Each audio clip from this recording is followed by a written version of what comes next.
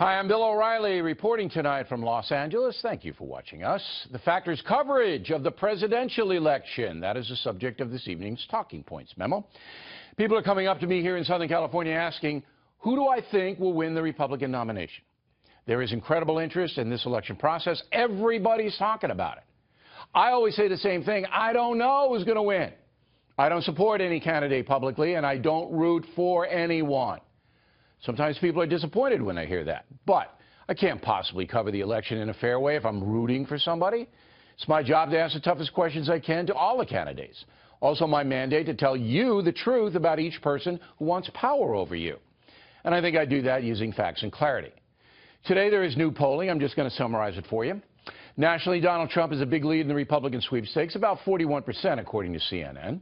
Ted Cruz second, Marco Rubio third. And at this point, those three men seem to have the best chance for the Republican nomination.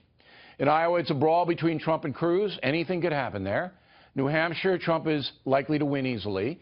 South Carolina, Trump well ahead. But polls change quickly.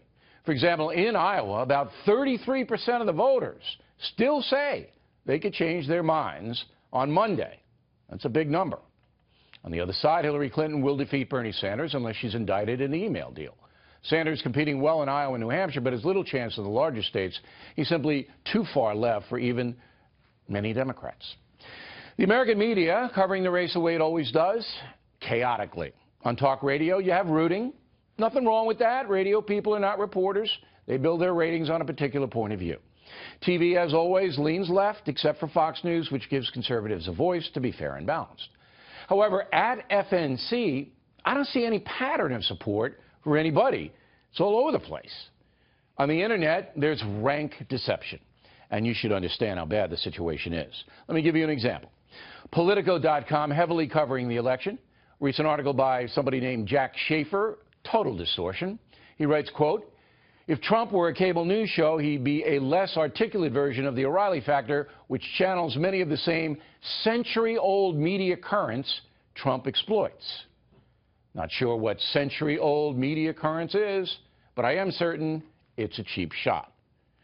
Schaefer continues, quote, as Callum Borchers wrote recently in the Washington Post, O'Reilly doesn't give Trump a free ride when he appears on the show, but O'Reilly tempers his criticism with support. Borchers notes in a November interview, O'Reilly said to Trump, look, you know I'm looking out for you, right? Absolutely ridiculous. Here's the context.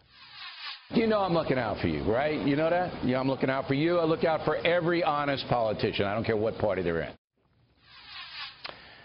The Politico story was designed to mislead readers into thinking I'm supporting Donald Trump. A blatant deception.